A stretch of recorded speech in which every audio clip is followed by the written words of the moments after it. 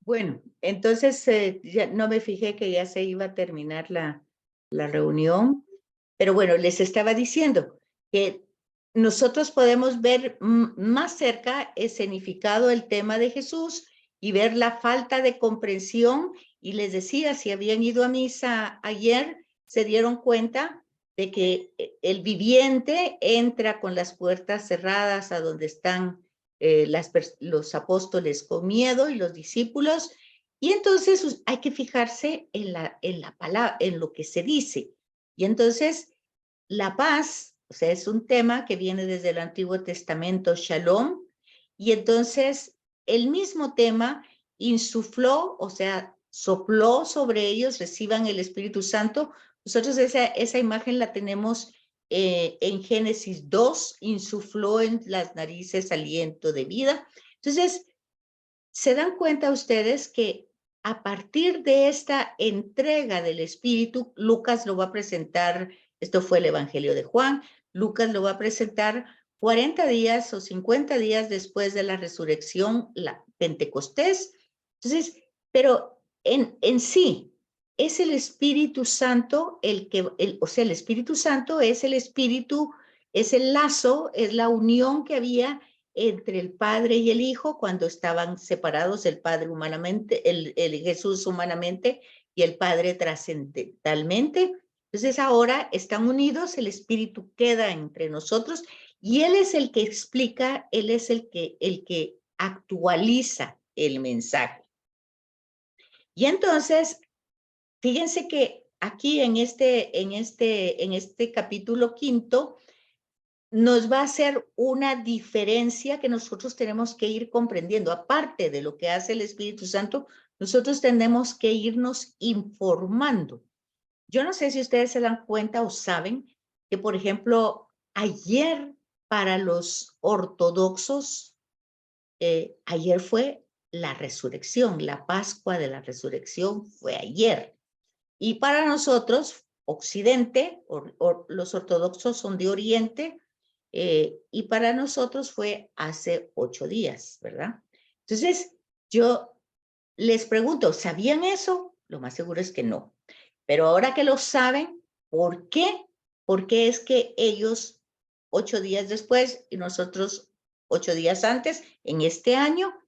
Y la respuesta es porque el calendario que existía en el tiempo de Jesús era un calendario lunar. Y nosotros tenemos un calendario solar. Por esa razón, la Pascua cae a veces a mediados de marzo, a veces a finales, a veces a principios de abril, a veces a mediados de abril. Entonces, tiene que ver con una calendarización. Antes era lunar, hoy es solar. Entonces, ellos se acoplan al calendario lunar. Y entonces, en el calendario lunar, así es como está la fecha de la Pascua en este año, en el mes de Nisan, que así se llamaba. Entonces, el día 14 de Nisan, entonces es la Pascua cuando Jesús muere y resucita. Entonces, calendario lunar. Y nosotros, Occidente, lo tenemos en calendario solar, la Pascua. Entonces, por eso esa diferencia. Pero eso no implica que nosotros, pues ahí no está el mensaje, en la variación de la fecha. Nosotros estamos celebrando un acontecimiento. Entonces, es oportuno mencionar que el Espíritu Santo es el que interpreta estos acontecimientos, porque nuestra naturaleza humana no tiene la capacidad para hacerlo. Y ya vemos que aún que estos personajes, los apóstoles, estuvieron físicamente, son testigos oculares de su pasión, muerte y obviamente de la resurrección, pero no del momento exacto de la resurrección, sino que ustedes ven los relatos, lo van a buscar, ya no está. Bueno, entonces, ese tema, para que nosotros, y si lo ilustramos con el Evangelio de ayer, que es de Juan también, que Tomás no estaba allí, y que Tomás, que es uno de los testigos oculares, que Jesús había anunciado que iba a resucitar, que de todas maneras no está ahí, le dicen que resucitó y no lo cree, bueno, pues entonces ya ahí nos da un indicio de lo difícil de creer en algo que no lo podemos constatar históricamente, sino que entra un elemento histórico, objetivo, pero también entra otro elemento un poco subjetivo, que es la fe, porque no se trata de cualquier tipo de fe. Entonces, tenemos que fijarnos de que la importancia de la comprensión de los textos bíblicos, tenemos, aparte del esfuerzo, del estudio, que el mismo Pablo, que el mismo Jesús dice que hay que escudriñar las escrituras porque hablan de él, pero nos damos cuenta en Primera Corintios cómo el hombre natural no puede por sus propias capacidades percibir las cosas de Dios por una simple razón. Es una realidad trascendente, no está en inframundo, intramundo, no está dentro del mundo, está totalmente fuera, pero no solamente del globo terráqueo, sino también del cosmos, ¿verdad? Si se fijan ustedes cuando los astronautas viajaron por el espacio, dicen, bueno, aquí andamos ya por el espacio y no vemos a Dios por ningún lado. Pues lo que pasa es que el espacio forma parte de la creación, está fuera de. Importante captar y valorar el tema de la encarnación, porque esa trascendencia, esa realidad trascendente, a partir de la encarnación y por amor a cada uno de nosotros, se vuelve en el mundo. Ya estamos en una relación persona a persona. Eso es histórico, ¿verdad? Sin embargo, a pesar de eso, a pesar de que está revelando, está dando a conocer la realidad de Dios, a pesar de eso, tampoco lo comprenden, tampoco lo entienden y pues ya se dan cuenta ustedes todo el proceso que Juan lo sintetiza, el Evangelio de Juan, vino a los suyos y los suyos no lo recibieron. Bueno, entonces explicó, enseñó y al final, pues ya conocen, ¿verdad? Lo matamos, porque Jesús no murió ni de viejito ni de enfermo, sino que asesinado. Entonces, nosotros, eso nos da indicios de saber de que no podemos por nuestra propia naturaleza captar, entender. Por mucho que digamos, tengo mucha fe, pues por mucha fe, vean ustedes a Pedro, ¿verdad? Que quiere mucho al Señor, que lo va a seguir a donde sea, y el mismo Jesús le dice, pues, que antes de que cante el gallo 2 veces, él lo va a negar 3. Entonces, todo eso no está escrito ahí para que nosotros ya no lo sepamos de memoria, sino para que nosotros nos demos cuenta de los grados de dificultad que existen para comprender la revelación de un Dios que quiere darse a conocer a nosotros, pero no es que lo haga en una forma difícil, sino que su realidad es totalmente diversa a la nuestra. Nosotros somos criaturas y Él es el creador. ¿Verdad? Y aquí, cuando yo digo Él, pues estoy usando un antropomorfismo. Bueno, entonces, ante ese fundamento, nosotros sabemos que necesitamos el Espíritu de Dios, su mismo Espíritu, para que nosotros podamos captar su mensaje. no se puede dejar así, es solo porque yo ya lo leí y leo y leo y leo y lo que yo voy entendiendo es esto, sino que ya dimos las distintas formas para podernos ayudar.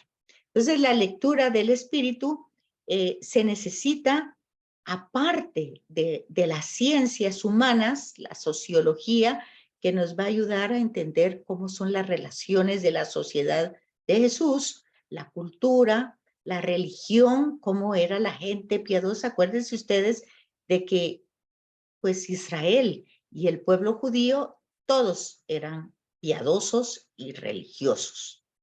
Todos creían, ahí no había alguien que no creyera, pero cada quien creía de forma diversa.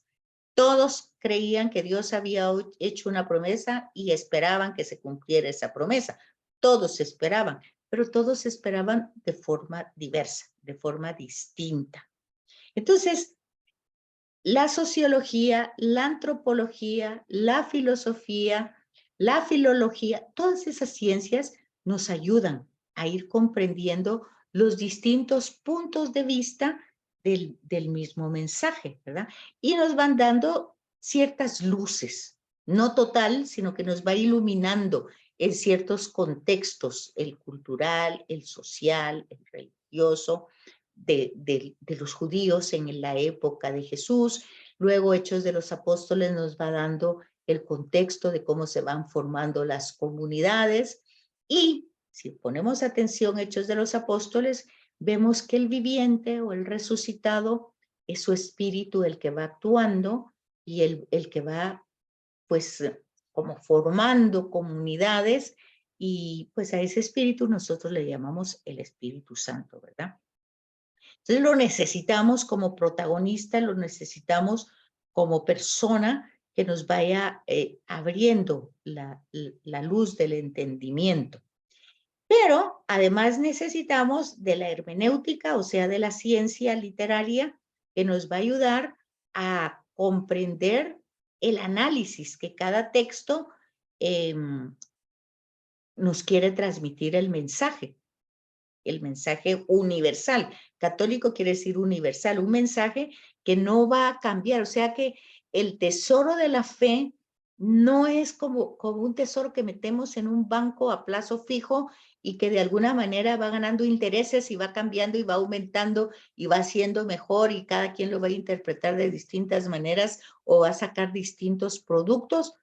No funciona así. El tesoro de la fe es universal, se puede ir como acoplando, adaptando el lenguaje, no el tesoro, sino que el lenguaje, o sea, el mensaje recibido se puede ir pues acoplando en el lenguaje para ser comprendido, pero no se puede cambiar. Por ejemplo, cuando nosotros queremos consolar a alguien que está pasando una gran pena porque un ser muy querido murió, y nosotros con toda la mejor intención, nosotros decimos, mira, es que lo que pasa es que Dios necesitaba un ángel más y ahora ya tiene otro ángel y bueno, y nosotros queremos eh, pues consolar. Nosotros debemos de partir del mensaje revelado, no dice nunca eso, que cuando nosotros nos muramos vamos a ser ángeles. No dice eso, dice que vamos a resucitar más adelante, la resurrección de los muertos, decimos en el credo, pero no decimos que vamos a ser ángeles. Entonces, por mucho que sea un consuelo, pues nosotros pensamos eso, pero no es el mensaje, no es lo revelado. Eso no es cierto, ¿verdad? Entonces nosotros tenemos que fijarnos de conocer el texto y de transmitir la esperanza de lo que Dios promete. Si Dios nos hubiera querido ángeles, nos hace ángeles desde siempre, ¿verdad? Pero no, somos seres humanos, y si ustedes ven el mensaje de la Pascua, es el viviente con sus mismas heridas, es el viviente transfigurado, no lo reconoce, no es un espíritu porque realmente come, habla, pero también no tiene la misma dimensión humana, tampoco se va a volver a morir como Lázaro o como las resurrecciones anteriores, sino que es otra realidad. Pero esa realidad también nos lo va tratando de transmitir el mensaje cuando María Magdalena lo encuentra y no lo reconoce y quiere como abrazarlo cuando él le dice su nombre. Entonces dice, no puedes tocarme porque no he subido a mi Padre y a vuestro Padre. Entonces, hay un sentido de qué es lo que va a pasar, ¿verdad? Y muchas veces nosotros en el lenguaje es donde podemos como confundir el mensaje. Por ejemplo, en el mensaje, está sentado a la derecha del Padre y de ahí vendrá con gloria. Entonces, tampoco será de que nosotros nos vamos a imaginar todo. De eso hay que ponerlo en un contexto, si ustedes quieren, hasta imperial, ¿verdad? De imperio. O sea, el Padre como el Señor, el reino de Dios, y Jesús, pues su mano derecha, bueno, en fin, es el tema de la Trinidad, pero en el lenguaje es el que nosotros tenemos que ir como matizando, como entendiendo la dificultad de transmitir esa experiencia trinitaria y la necesidad que tenemos entonces de ese espíritu que nos vaya eh, pues iluminando, aparte de la ciencia hermenéutica y la exégesis, pues acercarnos a los textos con una mejor comprensión, ¿verdad? Utilizando todo lo que hemos dicho. Y entonces la interpretación, por otro lado, debe desarrollarse en continuidad, ¿verdad?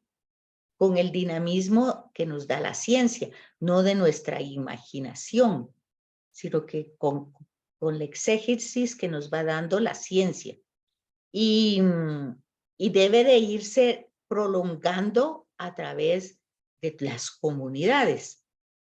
Eso implica que el lector o el intérprete de la Sagrada Escritura debe encontrarse en la misma corriente neumatológica, o sea, neuma, espíritu, como fue inspirado. Fíjense que eso no es sencillo, ¿verdad? Porque es decir, ¿cómo es que se inspiró este mensaje para estar escrito y llegar hasta mí? ¿Y cómo yo le tengo que dar ese mismo espíritu con el que fue escrito, con el que fue transmitido, con el que fue llevado? Si ya vimos todos los procesos que ha llevado los manuscritos, luego las traducciones, luego todos los procesos, ya los vimos. Y nosotros tenemos que llegar hasta el momento donde se originó. ¿Cómo podemos hacerlo? Pues solamente con la ayuda del mismo autor, o sea, del Espíritu Santo, ¿verdad? Entonces, eso es lo que se necesita, y para eso, pues obviamente se necesita de la fe. Entonces, aparte de todo el esfuerzo que podamos hacer humanamente, y que es necesario hacerlo, porque tampoco se trata de magia, ¿verdad? Sino que se trata de hacer un esfuerzo real y verdadero. La última acción, pues lo que tiene como característica es la fe y la rectitud moral con la que se afronta este trabajo de comprensión. Entonces aquí, esta comprensión de la escritura quiere decir que aunque yo tenga una pizquita chiquitita de fe, una intuición, pero eso es lo que me ha permitido, por poquito que sea, eso lo he recibido y eso me permite, pues esto, reunirnos para conocer un poquito más, hacer el esfuerzo de abrir la escritura, hacer el esfuerzo, implica muchos esfuerzos, ¿verdad? Pero además de eso, aquí tienen ustedes los esfuerzos. Por parte del objeto, la Biblia es un don sobrenatural concedido por Dios. O sea, tenemos que partir de que el hecho es revelado. Lo que está ahí se reveló. No lo escribió un fulanito de tal. Sí, hubo personas humanas que experimentaron, que fueron testigos de alguna manera de esa experiencia y ya vieron todo el proceso para transmitirlo, ¿verdad? Pero hay un mensaje. Entonces, ese mensaje que no es fácil a nuestro intelecto y a nuestro razonamiento, yo como primer paso debo de creerle a ese personaje que quiso darlo a conocer. Ese es el primer punto. Y ese creerle, no creer en, creerle, creer lo que está diciendo. El ejemplo es Abraham. Ya dijimos que Abraham era politeísta y que experimenta a un ser que es único, no es poli, no es muchos dioses, a un solo Dios. Y su tema es elegir con quién se queda, con este solito o con el montón que él conocía de antes.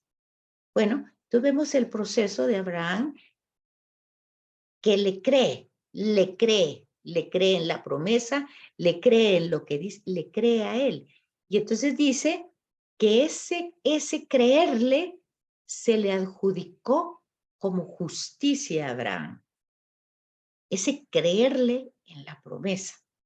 Entonces, ahí es donde vemos que de parte del objeto, que para que el hombre comprenda ese mensaje, no es suficiente su capacidad, sino que él tuvo que abandonarse, despojarse, desarraigarse.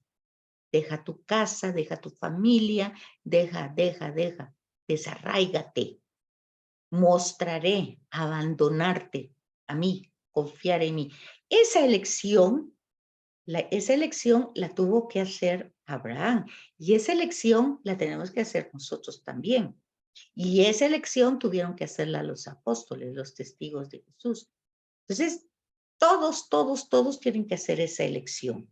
Y esa elección no quiere decir que desde el principio yo lo entendí todo. Abraham no lo entendió todo desde el principio. Los apóstoles tampoco lo entendieron todo desde el principio. Pero hubo un atractivo, hubo una atracción, hubo algo que empezó ahí, que fue intuición, todo lo que ustedes quieran, pero que nosotros lo llamamos fe, aunque sea menos que un granito de mostaza, más chiquitito que eso, que sobrepasa los límites de la razón. Sin embargo, no anula la razón, porque nosotros debemos dar razones de la fe. O sea, no anula la razón. Uno puede cuestionar, preguntar y todo lo que ustedes quieran, pero en el camino, ir caminando. Entonces, todas estas forman parte del objeto, ¿verdad? De la disposición humana. Luego, el intérprete, interpretar la escritura. Pues también se necesita la fe, primero porque necesito creerle. Ya se dan cuenta ustedes, Tomás no estaba y no creyó. Tengo que ver, tengo que tocar, tengo que cerciorarme, tengo mi razón, mi intelecto, tiene que darse cuenta, mis sentidos, mis ojos, mis oídos, todo tiene que ser corroborado. Y entonces ustedes ven la bienaventuranza, ¿verdad? Bienaventurados los que sin ver creen. Eso fue ayer, ¿verdad? Entonces, se dan cuenta ustedes de que la criatura, o sea, nosotros, toda criatura, está como en tinieblas ante esa realidad que nos supera, que no la podemos captar. Por eso, cuando Moisés pregunta, ¿quién eres? ¿Cómo te llamas? Soy el que soy. Fíjense, no le dio un nombre, no le dio una identidad, no le dio un concepto. Igual pasa con el reino de Dios. Jesús hace muchas analogías del reino de Dios, pero no da un concepto, no dice qué es, si se parece, es como, pero cada quien tiene que ir viendo, tiene que ir encontrando la primacía de Dios en su vida, porque el texto bíblico lo único que va a hacer es iluminar mi realidad cotidiana. O sea, yo puedo entender que Pablo haya tenido una experiencia con el resucitado en el camino a Damasco. Yo puedo creer eso, pero si eso no me pasa a mí que me importa que a Pablo le haya pasado eso. A la que me tiene que pasar es a mí. Entonces, el texto me ilumina de lo que le pasó a alguien, pero eso no me va a pasar igual exactamente, porque ni voy a ir en caballo, ni voy a ir a Damasco. O sea, mis circunstancias van a ser diversas, pero la experiencia es la misma, porque es experimentar al viviente. Entonces, esa realidad que nosotros la mantenemos como en tinieblas, pues justamente el texto nos ilumina, pero nos acercamos a él con ese principio de creerle y lo que va a pasar, que al creerle, pues como que ese mensaje va a retroalimentar, a fortalecer, a desarrollar ese indicio con el que yo llego, ese poquito con el que yo llego, ¿verdad? Y pues lo que explica la dificultad, lo vimos nosotros en Génesis 3, ¿verdad? El que nosotros vimos que el pecado es una palabra bíblica también, que consiste en que mis acciones, mi libre albedrío, Dios me ha dado una libertad y el uso abusivo de esa libertad, el uso de no respetar límites de esa libertad, hace que yo me aliene. Alienarse significa alejarme yo misma, esconderme yo mismo. Es como cuando tal vez yo le debo a alguien dinero y miro que hay, o algo que tengo que entregarle a alguien y miro que ahí viene y sin que la persona, si me vio o no me vio, pues yo lo que hago es como esconderme. Eso es alienarme, alienarse. Es uno mismo esconderse, alejarse, porque no quiere enfrentar. Eso nos pasa con el uso abusivo o sin respetar nuestros límites. Luego nos alienamos, queremos ser como dioses y resultamos confundidos. Bueno, pues esas interpretaciones nosotros las vamos captando porque están desarrolladas ahí en el texto. Por supuesto que están dichas de manera utilizando signos que nosotros debemos comprender. Claramente el mensaje no quiere decir que las serpientes hablaran, ¿verdad? O que la gente nunca se hubiera muerto en la vida y que la muerte entra por culpa del pecado. O sea, obviamente todo el ser vivo nace, crece, se reproduce y se muere. Pero si ustedes se dan cuenta que lo que pasa es que esas circunstancias que son tan naturales, que forman parte de la vida, nosotros la vivimos con tanto dolor, con tanta angustia, la enfermedad, las circunstancias difíciles, las vivimos sin esperanza, las vivimos realmente como algo que nos destruye. Y entonces ahí nos damos cuenta que la razón es por el pecado. Porque, ¿qué quiere decir? Porque nos hemos alienado de Dios. Entonces, son circunstancias cotidianas. Todo el mundo se queda sin trabajo, todo el mundo se enferma, todo el mundo se muere, ¿o qué queremos? ¿Nunca enfermarnos?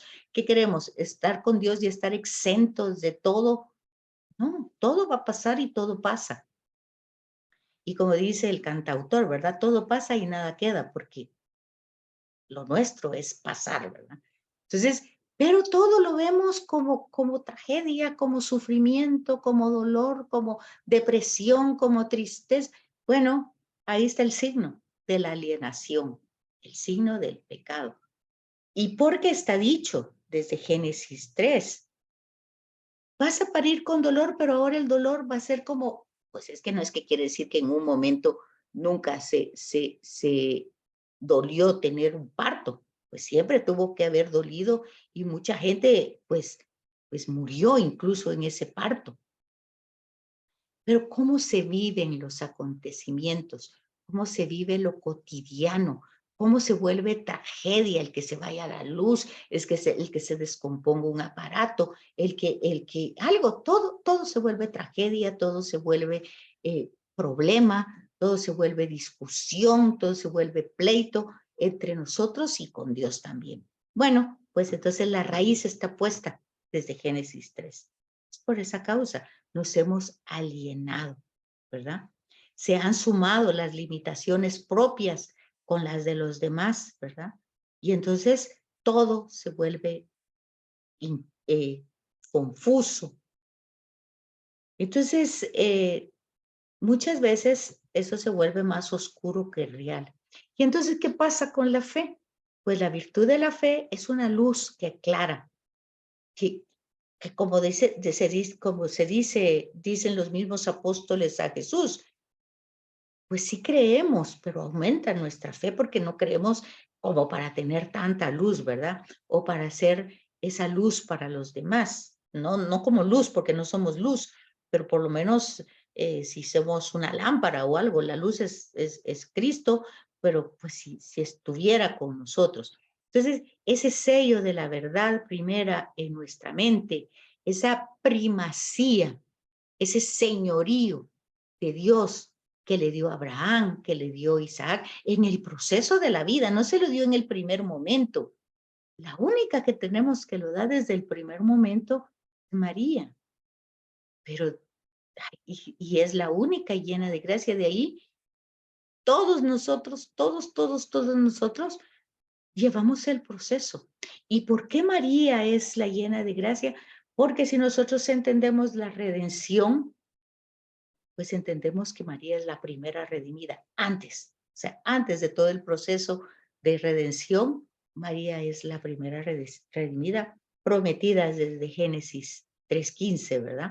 Entonces, todo esto, si nosotros vamos viendo esto con fe, vamos viendo esa luz que va aumentando grandemente nuestras capacidades naturales, poco a poco se van desarrollando. Eso pasa con cada uno de ellos, con los personajes bíblicos. Des en cuenta de que Moisés no tiene una gran relación con Dios al principio. Se queja, yo no sé hablar, yo no sé ser, yo no puedo, yo no quiero, yo... Y luego lo tenemos pues con diálogos tan grandes, tan fuertes, que uno se queda admirado, ¿verdad? De entender esa confianza que si uno pues tiene envidia, pues podría tener un poquito de eso, ¿verdad? De decir, de veras, qué amistad, qué relación tan íntima la que tienen estos personajes. Pero todo esto nosotros lo podemos tener como consecuencias con la oración, que es lo que vamos encontrando aquí. La realidad que hay en la Biblia es una realidad objetiva y subjetiva también. Objetiva porque parte de hechos históricos, subjetiva por la forma como se transmite, pero entre todo eso nosotros debemos estimular la fe para ir comprendiendo estas verdades. ¿Y cómo se hace eso? Pues se hace a través de la oración. Aunque ustedes se dan cuenta que la ciencia nos va ayudando, la metafísica, la filosofía, todas estas distintas formas de pensar de los distintos filósofos, teólogos. Hoy por hoy tenemos, no sé si vieron ustedes, yo creo que, no, yo creo que sí les mandé a ustedes también una puesta en común que hubo entre varios sacerdotes por los temas sinodales que hay en Alemania de distintos puntos de vista doctrinales. Entonces, cada quien va dando sus puntos de vista, ¿verdad? Pero ahí es donde nosotros tenemos que ir aclarando esa rectitud moral y ese trabajo exegético que nos va dando el sentido del mensaje que Dios nos revela. Entonces, el magisterio de la Iglesia no ha dejado de insistir en la necesidad de cultivar la vida del Espíritu, y eso se hace con la oración. No hay otra manera, ¿verdad? Y aquí lo tienen ustedes con letra chiquita, como la exégesis, o sea, la interpretación que se va haciendo, y la oración, o sea, el estudio que nosotros hacemos, el esfuerzo, pero luego la lectura meditada, orada, contemplada muchas veces, a lo que se llama la lectio divina, la lección de Dios, ¿verdad? Cómo todo eso nos va dando el verdadero contexto, nos va dando alguna capacidad que en algún momento no se tiene. Y es que cuando vemos las escenas en la escritura, nos damos cuenta de que ni siquiera los testigos oculares, si vemos a los caminantes de Maús, pues van deprimidos, van cansados, pensamos que era, creíamos que era, pero a todo esto lleva 3 días muerto. Entonces, sí nos damos cuenta de la importancia del Espíritu Santo, de la importancia de la piedad y de la importancia de este otro tema que ya no nos da tiempo, pero que si ustedes lo pueden leer para que la próxima semana, en lugar de yo platicarlo, ustedes ya den como una síntesis de lo comprendido, que serían los principios teológicos. Vean, que la acción del Espíritu se ve como con todos los esfuerzos que podamos tener humanos, y luego coronado o iluminado, o como ustedes quieran llamarle, por la acción del Espíritu del viviente, que no es otra cosa que el amor que hay entre el Padre y el Hijo, y que ya al estar los dos unidos queda desparramado entre todos nosotros. Bueno, entonces nos quedan 3 minutitos si tienen alguna pregunta, duda, y si no, pues entonces para que se comuniquen conmigo, para que me manden audios o lo que sea, pero que me manden algo para que les pueda poner nota. ¿Duda, pregunta o algo? Quiero aportar algo, licenciada. A ver.